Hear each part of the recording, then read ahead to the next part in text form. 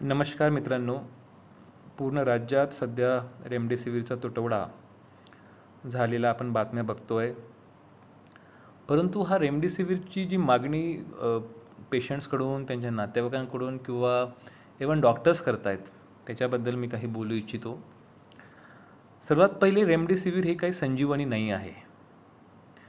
Remdesivir हे असं औषध आहे जे एखाद्या पेशंटचा RT-PCR पॉझिटिव्ह आल्यावर त्याला जर ब्रिदिंग करताना SpO2 त्याचा 95च्या खाली गेला असेल, अशाच पेशंटला रेमडेसिवीर दिलं पाहिजे. बरेच लोक मूर्खासारखं एखाद्या ठिकाणी जाऊन CT स्कॅन सेंटरवरती गेलात. जसं रेमडेसिवीर CT स्कॅनमध्ये पॉझिटिव्ह स्कोअर आला, 1 आला, 2 आला, 10 आला, 15 येऊ द्या. CT स्कॅनवरती किती स्कोअर येतो हे महत्त्वाचं नाही आहे. जेव्हा एखादा पेशंट हा कन्फर्म पॉझिटिव्ह होतो, जोपर्यंत त्याचं ऑक्सिजन सॅच्युरेशन हे 95च्या खाली जात नाही, तोपर्यंत त्याला रेमडेसिवीरची काहीच गरज नाही आहे. आणि दुसरी गोष्ट, रेमडेसिवीर इंजेक्शन हे ज्या लोकांना किडनीचा त्रास आहे, किडनी माल फंक्शनिंग आहे, त्या लोकांसाठी ते कॉन्ट्रा इंडिकेशन आहे. म्हणजे काय? अशा लोकांनी तर रेमडेसिवीर बिलकुल घेऊ नये. डायबिटिक नेफ्रोपॅथीचे पेशंट असतात, डायबिटिक पेशंट असतात, असे लोक जर घ्यायला लागले तर त्यांचा डोळा जाऊ शकतो, त्यांच्या अजून कॉम्प्लिकेशन्स होऊ शकतात, अजून पेशंटला त्रास वाढू शकतो. तर सर्वात पहिली गोष्ट, जर आपला RT-PCR टेस्ट पॉझिटिव्ह येत असेल तर पहिले पॅनिक होऊ नका. आणि ज्या लोकांना लंगचा कसलाही त्रास नाही आहे, कसलाही आजार नाही, साधा ताप असेल किंवा थोडाफार घसा दुखत असेल, लगेच रेमडेसिवीरची गरज नाही आहे. मल्टीव्हिटॅमिन्स घ्या, तापाचे औषध घ्या, SpO2 मशीन चेक करायचं असतं, ते मशीन आपण, छोटंसं मशीन मिळतं, ते मशीन आपण घेऊ शकतात. रेग्युलर आपलं ऑक्सिजन चेक करा. जर आपल्याकडे मशीन नसेल तर आपण 5 मिनटं 6 मिनटं जोरात वॉक करा, आणि वॉक करण्यात दम लागतो का ते चेक करा. एवढं जरी आपण बघितलात तरी आपल्याला कळेल की 70 ते 80% पेशंट्सला रेमडेसिवीर गरज नाही आहे. आणि होतं काय की महाराष्ट्रामध्ये किंवा भारतामध्ये ही परिस्थिती आहे की एखादी गोष्ट सांगितली की लोक त्याच्यामागे, मग सर्वजण त्याच्यामागे तुटून पडतात. काही लोक तर असेही महाभाग आहेत की भविष्यामध्ये मला कोरोना होऊ शकतो, म्हणून आताच रेमडेसिवीरचा स्टॉक करून ठेवला पाहिजे. आणि याच्यामुळे जे खरंच ज्यांना जेन्युइन गरज आहे, जेन्युइन ज्या लोकांचं ऑक्सिजन सॅच्युरेशन ड्रॉप झालं आहे, अशा पेशंट्सला सुद्धा रेमडेसिवीर मिळणं फार कठीण होतं आहे. बरेचसे डॉक्टर्स हे फक्त HRCT स्कोअर बघून रेमडेसिवीर देत आहेत. अत्यंत चूक आहे. रेमडेसिवीर देण्याचं एकमेव रिझन आहे ते म्हणजे आपला ऑक्सिजन स्कोअर जेव्हा ड्रॉप होतो, आणि फक्त एक इंजेक्शन लागत नाही, त्याला 6 इंजेक्शन लागतात, आणि ते 6 कंटिन्यूस डोसने द्यायचे असतात. आणि हे सर्व देऊनसुद्धा पेशंटचा जीव वाचेल याची शक्यता नाही आहे. रेमडेसिवीर बेसिकली आपल्या स्टिरॉइड्सच्या माध्यमातून इम्युनिटी थोडीशी आपली डाऊन करतो, जेणेकरून रिॲक्शन होणार नाही आणि फायब्रोसिस होणार नाही. काही पेशंटमध्ये, डायबेटिक पेशंटमध्ये रेमडेसिवीरमुळे लंग फायब्रोसिस झालेला आहे, पूर्णपणे लंगचा लोब निकामी झालेला आहे. तर एवढ्या सर्व कॉन्ट्रा इंडिकेशन असताना उगीच लोक रेमडेसिवीरची मागणी करतात. तसंच ऑक्सिजनच्या बाबतीमध्ये सुद्धा फक्त पॉझिटिव्ह आलात म्हणून घाबरतात लोक, पॅनिक होतात आणि हॉस्पिटलमध्ये जाऊन ऑक्सिजनचे बेड ऑक्युपाय करतायत. काही गरज नाही आहे. आपण आयसोलेशन सेंटरला थांबा, घरी थांबा, योगा करा, वॉकिंग करा. साधा ताप असेल किंवा काही खोकला असेल, ह्या छोट्या छोट्या गोष्टींमधून आपण तात्काळ आपले सिम्प्टमॅटिक ट्रीटमेंट घ्या. 80% 90% लोक असेच बरे होत आहेत. पण माझी नागरिकांना परत विनंती आहे, जेव्हा एखादी कंपनी, आपल्याकडे 2-3 कंपनी हे बनवतात, सिप्ला असेल किंवा एक बँगलोरची कंपनी आहे, तर जेव्हा स्टॉक बनतो तर स्टॉक बनवल्यावर साधारणतः 1 महिना त्याच्यामध्ये मायक्रोबियल टेस्टिंग असते, विविध पॅरामीटर टेस्टिंग असते. ह्या सर्व टेस्टिंग करत करत तो स्टॉक साधारणतः 1 महिना लागतो त्याला बाहेर मार्केटमध्ये येण्यासाठी. आणि ही जी सेकंड वेव्ह आपण म्हणू शकतो, जी मार्चच्या सेकंड वीकपासून सुरू झाली, तेव्हापासून जरी म्हटलं तर साधारणतः आपल्याला 14 ते 15 एप्रिल अजून लागेल, जेव्हा हा पूर्णपणे स्टॉक मार्केटमध्ये येईल. कारण कंपनी जेव्हा डिमांड कमी झाली तर कंपनीने प्रोडक्शन बंद केलं होतं. आणि म्हणून पहिली गोष्ट तर आपण आपली स्वतःची काळजी घ्या. घराबाहेर पडताना, कामाला जाताना जेवढं काळजी घेताल तेवढं घ्या. आणि दुसरी गोष्ट, जर चुकून पॉझिटिव्ह आलात तर पॅनिक न होता पहिले स्वतःला शांत करा, डॉक्टरांचा सल्ला घ्या, स्वतःचं SpO2 टेस्ट करा. जर SpO2 टेस्ट करायचं सिम्पल ते मशीन असतं पल्स ऑक्सिमीटर, ते जर नसेल तर 6 मिनटं वॉक करा. दम लागत असेल तर डॉक्टरांकडे जाऊन SpO2 चेक करा.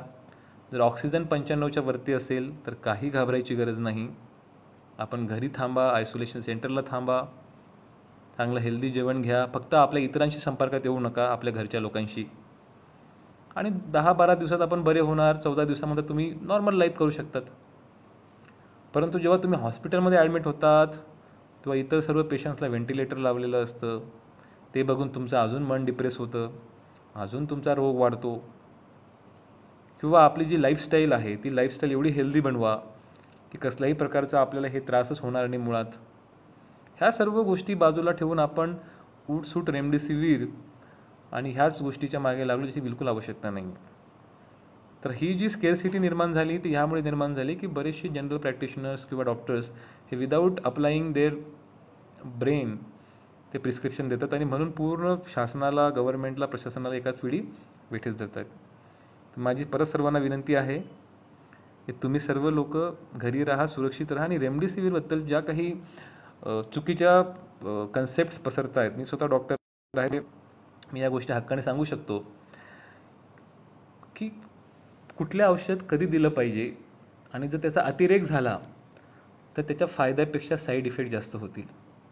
ही जरी गोष्ट पेशंट आणि त्यांच्या नातेवाईकांनी समजून घेतली तर उगीच रेमडेसिवीरच्या मागे जी ओढ चाललेली आहे ती होणार नाही. आपलं ऑक्सिजन चेक करत राहा, प्राणायाम करा. ऑक्सिजन जर वाटला दम लागतोय तर डॉक्टरांकडे जाऊन चेक करा. जर ते ड्रॉप झालं तरच आपण रेमडेसिवीर घ्या, अन्यथा बिलकुल घ्यायची गरज नाही आहे. आणि हे सर्व शॉर्टेज जे आहे रेमडेसिवीरचं ते साधारणतः 15-16 तारखेपर्यंत राहणार, कारण तो कंपनीमधला जो स्टॉक आहे तो अजून मार्केटमध्ये यायला थोडा उशीर लागतो. कारण 1 महिना, जसं बोललो की 1 महिना हा बफर टाईम असतो. तुम्ही आज जरी प्रोडक्शन सुरू केलं तरी त्याला मार्केटमध्ये यायला 1 महिना त्याच्या सर्व टेस्टिंग पॅरामीटर्स करत करत वेळ लागतो. आणि म्हणून मैं गुजराल जी बोल रहे कि हिंदी में बताइए, तो हिंदी में ये बता रहा था मैं कि हमारे स्टेट में जो आर्टिफिशियल स्केरसिटी शुरू हुई रेमडेसिवीर की, वो इस कारण शुरू हुई कि काफ़ी सारे डॉक्टर बड़े पैमाने पे रेमडेसिवीर प्रिस्क्राइब कर रहे हैं, वो बिल्कुल ज़रूरत नहीं है. कोई पेशेंट जानबूझ के कि मुझे बस इन्फेक्शन में मुझे रेमडेसिवीर चाहिए, उसके बिना मैं जी नहीं पाऊँगा, ऐसा नहीं है. 90% पेशेंट्स ऐसे रहते हैं जिनका ऑक्सीजन 95% के ऊपर रहता है, खास करके यंग लोगों में.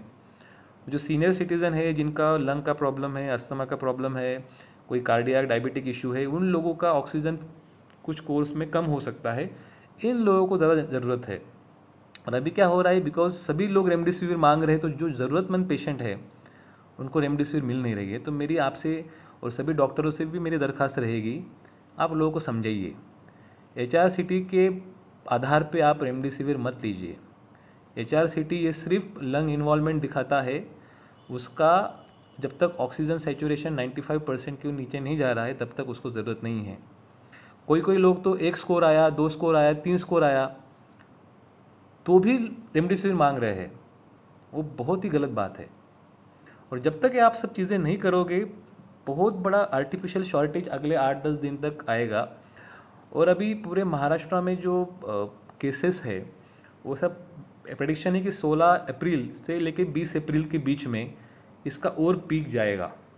जो ट्रेंड रहता है वेव का, उसके हिसाब से 16 to 21 अप्रैल में और पीक जाएगा. तो इसीलिए हमें और सतर्क रहने की ज़रूरत है. आपल्याला अजून जास्त काळजी घ्यायची गरज आहे. कारण बरेचसे डॉक्टर्स आणि एक्सपर्टचं म्हणणं आहे की पीक अजून यायचं बाकी आहे. सध्या आपल्याकडे साधारणतः 8-8.5 लाख ॲक्टिव्ह पेशंट पूर्ण देशात आहे. तो पेशंट साधारणतः 15 ते 16 लाख ॲक्टिव्ह पेशंट्स हे एप्रिलच्या 2nd ते 3rd वीकपर्यंत जाऊ शकतात. आणि दुसरा विषय, आपल्या जिल्ह्यामध्ये ज्या RT-PCR टेस्ट आपण करतो, काही लोकांनी म्हटलं की रिपोर्ट यायला उशीर लागतोय. त्याचं कारण असं आहे की आपले निम्मे टेक्निशियन्स हे पॉझिटिव्ह आलेले आहेत. त्याच्यामुळे आपली जी कॅपॅसिटी होती 1500-1600, ती कॅपॅसिटी आता साधारणतः आपण 1000पर्यंत आलेलो आहोत. साधारणतः 1400पर्यंत वेटिंग आहे. पण आजच आम्ही सूचना दिल्या, सर्वांची मीटिंग घेतली. ही पूर्ण पेंडन्सी आपण पुढच्या 2-3 दिवसामध्ये पूर्ण क्लिअर करणार आहोत. त्यासाठी एक्स्ट्रा स्टाफ, कॉन्ट्रॅक्च्युअल स्टाफ आणि बाहेरून सुद्धा आपण लोकांना त्याचं डिप्लॉयमेंट करतो. MPCच्या बाबतीमध्ये त्या दिवशीसाठी MPC सेंटर्स आपल्या नंदुरबारला आहे, तर त्या दिवशीसाठी मी ST महामंडळाला पत्र देतो आहे. त्या दिवशी सर्व शहरी भागातून आणि जिथे जिथे डेपोज आहेत त्या ठिकाणावरून नंदुरबारला आपल्याकडे बसेस आपण चालू ठेवणार आहोत. आणि मी परत सांगतो नागरिकांना, सर्व लोकांना, की रेमडेसिवीरचा गैरसमज करू नका. रेमडेसिवीर ही लाईफ सेव्हिंग ड्रग नाही आहे. रेमडेसिवीर फक्त आणि फक्त SpO2 ज्यांचं 95च्या खाली जातं अशा लोकांना सपोर्टिव्ह इंजेक्शन आहे. अदरवाईज रेमडेसिवीरचे साईड इफेक्ट खूप जास्त आहे आणि म्हणून अति रेमडेसिवीरचा वापर बऱ्याचशा लोकांना परमनंट लंग फायब्रोसिस करू शकतं. परमनंट रेटायनल डॅमेज, डोळ्यांची जी रेटिनोपॅथी ते जाऊ शकते आणि किडनी मालफंक्शनसुद्धा होऊ शकतं. म्हणून रेमडेसिवीरचा वापर फक्त आणि फक्त oxygen dropdown with renal profile. Renal profile म्हणजे काय? तुमच्या किडनीच्या रिनल फंक्शन टेस्ट कशा आहेत, क्रिएटिनिन कसा आहे, युरिया कसा आहे, हे सर्वांचा आधार घेऊनच आपण रेमडेसिवीर डॉक्टरांकडून घेतली पाहिजे. फक्त HRCT स्कोअर किंवा RT-PCR पॉझिटिव्ह असल्यावरती रेमडेसिवीरची गरज नाही आहे.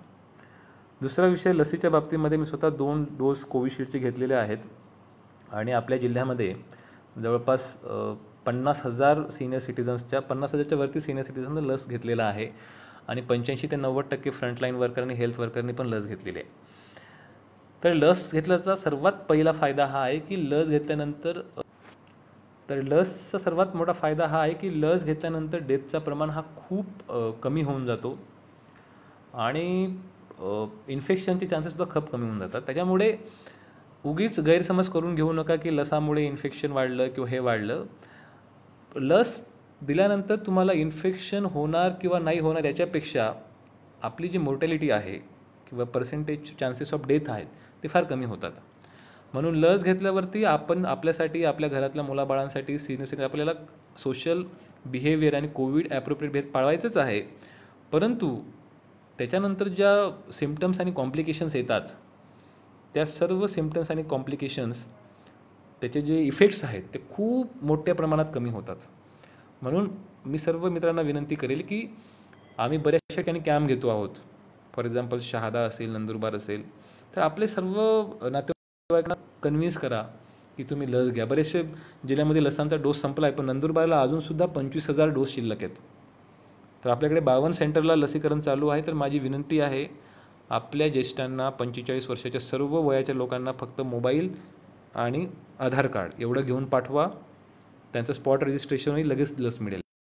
जेवढं जास्त लोकांना लस मिळेल तेवढं आपण ह्या खतऱ्यापासून, डेंजरपासून बाहेर निघू शकतो. सर्व लोक जे फेसबुकवरती लाईव्ह बघत आहेत, माझी परत विनंती आहे आपण जास्तीत जास्त लोकांना रेमडेसिवीरची माहिती, लसीकरणाची माहिती आणि सध्याच्या सिच्युएशनमध्ये माहिती द्या. चांगल्या आणि पॉझिटिव्ह गोष्टी स्प्रेड करा. उगीच निगेटिव्ह गोष्टी बघून आपलंही मानसिक आरोग्य आणि कुटुंबांचं आरोग्य खराब नका करा. आणि खऱ्या गोष्टींची जर माहिती आणि प्रचार प्रसिद्धी झाली, म्हणजे इनफॅक्ट कोविडसाठी HRCT करायची मुळीच गरजच नाही आहे. बरेच लोक काही ना कारणास्तव HRCT करतात, त्याची आवश्यकता नाही आहे. रेमडेसिवीर तुम्ही RT-PCR करा, रॅपिड अँटीजन टेस्ट करा. जर पॉझिटिव्ह आला तर फक्त ऑक्सिजन सॅच्युरेशन बघा. ऑक्सिजन सॅच्युरेशन ड्रॉप होऊ नये म्हणून सर्व प्रकारचे प्राणायाम, मेडिटेशन, व्यायाम करा. ड्रॉप झालं तर डॉक्टरांकडे जा, आपलं रेनल प्रोफाईल चेक करा, फंक्शन टेस्ट चेक करा. डायबिटीस नसेल किंवा डायबेटिक नेफ्रोपॅथी नसेल तर मग डॉक्टरांच्या सल्ल्याने रेमडेसिवीर घ्या. नाहीतर उठसूट लोकांनी CT स्कॅनला गर्दी केली, रेमडेसिवीरला गर्दी केली, असं वाटलं की आता हे भेटलं नाही तर मग जगायचं काही नाहीच आहे. तर ह्या बेसिक प्रिन्सिपल्स यांना आपल्याकडे समहाऊ माणसांनी शास्त्रापेक्षा अफवांवर जास्त भरोसा ठेवतात. कोणी काहीतरी बोललं लगेच त्याच्या मागे सुटतात. तर please believe in scientific evidence. आणि दुसरा विषय लॉकडाऊनच्या बद्दलसुद्धा, आज जी ब्राझीलला परिस्थिती आहे, रोज साधारणतः 4,000 ते 4,500 लोकांची डेथ होते. सर्व हॉस्पिटल्स फुल आहेत, टेस्टिंग होत नाही आहेत, कुठल्याही प्रकारचं लॉकडाऊन नाही आहे. त्याच्यामुळे कितीतरी लोकांचा जीव चालला आहे. तर कृपया ज्या काही गव्हर्नमेंटच्या आणि प्रशासनाच्या ज्या सूचना आहेत त्याचं पालन करा. जेव्हा एखाद्या घरातला कोणी व्यक्ती जातो करता पुरुष जातो, त्याचं दुःख फक्त ते कुटुंब समजू शकतं. आणि म्हणून आपण कोणाच्या दुःखामध्ये त्या दुःखाला आपण कारणीभूत ठरवू नये. त्याच्यामुळे जे सूचना गव्हर्नमेंट देतं आहे, प्रशासन पालन करा. उगीच प्रत्येकजण स्वतः एक्सपर्ट बनवू नका. आणि ज्या सूचनांचं जर पालन केलं तर आपण स्वतः आणि आपल्या परिवारासुद्धा आपण सुरक्षित ठेवू शकतो. एवढं मी बोलतो. आमचं कामच आहे रेग्युलर माहिती देणे आणि आमच्या अपडेट्स कळवणे. आतापर्यंत आपण 16 ॲम्ब्युलन्स घेतल्या होत्या. उद्या परत आपल्या जिल्ह्याला 11 ॲम्ब्युलन्सेस येत आहेत. साधारणतः 27 ॲम्ब्युलन्सेस आणि साधारणतः 12 बाईक ॲम्ब्युलन्स आपल्याला मिळत आहेत. ही खूप आनंदाची बाब आहे. आपल्या RAT टीम आपण वाढवतो आहोत. आणि सर्वात महत्त्वाची गोष्ट, जो व्यक्ती पॉझिटिव्ह येतोय त्याने कृपया कुठं फिरू नका. तेवढी तरी देशभक्तीची एक्झाम्पल, तेवढं तरी एक देशासाठी सेवा, की आपण जर पॉझिटिव्ह आलो तर कृपया आपल्याकडे आपण घरी थांबावं, 10 दिवस कळावी, शांत राहावं. लोक तरीही फिरतात बाजारात, बाकीच्यांना इन्फेक्शन पसरवत आहेत. ह्या जरी बेसिक गोष्टी पाळल्या तरी खूपच कोविड कंट्रोल व्हायला 20 दिवस पण लागणार नाहीत. पण आमची लोक दुसऱ्यांवरती आरोप ठोकून, दुसऱ्यांवरती जबाबदार ठोकून स्वतः मोकळे होतात फिरायला. तर हे करू नका. जबाबदार नागरिकसारखे वागा. आणि हे जर केलात तर सर्वांना बेड मिळेल, सर्वांना रेमडेसिवीर मिळेल, सर्वांना ऑक्सिजन मिळेल. फक्त मला पॉझिटिव्ह झाला म्हणून लगेच हॉस्पिटलला जाऊन ॲडमिट व्हायची गरज नाही आहे. हे सारी गोष्टी केली तरी खूप बरं होईल अशी मला सर्वांकडून मला अपेक्षा आहे. आणि ज्या काही उपाययोजना आम्हाला करायच्या आहेत त्या आम्ही करूच, परंतु त्यासाठी आपल्या सर्वांचं सहकार्याची अपेक्षा आहे. धन्यवाद.